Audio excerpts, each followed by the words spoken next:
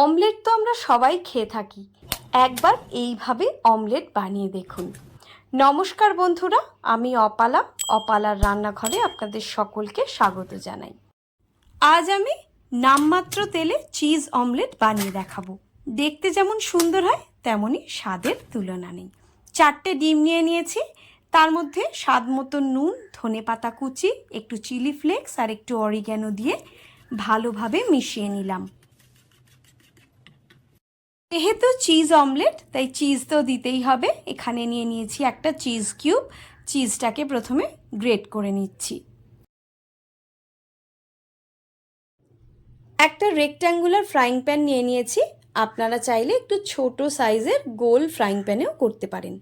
সামান্য একটু olive oil দিয়ে সেটা ব্রাশ করে নিয়ে একটা হাতার সাহায্যে যে ডিমের মিক্সচারটা বানিয়ে রেখেছিলাম সেটা এই ফ্রাইং প্যানের মধ্যে দিয়ে দিলাম। দিয়ে একটা পাতলা লেয়ারে পুরোটার মধ্যে ছড়িয়ে দিলাম। হালকা ভাজা হয়ে গেলেই এইভাবে ডিমটাকে আমি ফোল্ড করে দিচ্ছি। এটা কিন্তু খুব বেশি কড়া ভাজা করা যাবে না, কারণ এটা হালকা হালকা ভাজলে তবেই খেতে ভালো লাগে। একইভাবে আমি আবারও হাতায় করে করে ডিমের মিক্সচারটা দিয়ে দিচ্ছি প্যানের মধ্যে। তারপরে প্যানটাকে কাত করে যেভাবে দেখছেন আগে ভেজে নেওয়া ডিমটার তলায় একটু ঢুকিয়ে দিচ্ছি, যাতে ডিমটা একটু ওভারল্যাপ হয়ে যায়। এবার আগে থেকে গ্রেট করে রাখা চিজটা আমি এর মধ্যে ছড়িয়ে দিচ্ছি, ডিমটাকে ফোল্ড করে দিচ্ছি এইভাবে। একইভাবে অল্প অল্প করে হাতায় করে করে ডিম দিয়ে পুরো ডিমটাকে ভেজে নেব যতক্ষণ পর্যন্ত আমার ডিমের মিক্সচারটা না শেষ হয়ে যাচ্ছে ততক্ষণ। আর প্রতি লেয়ারেই কিন্তু গ্রেট করে নেওয়া চিজটা ছড়িয়ে দেব অল্প অল্প করে। এইভাবে আপনারা একবার ডিমের অমলেট বানিয়ে দেখবেন, খেতে কিন্তু ভীষণ সুন্দর হয়।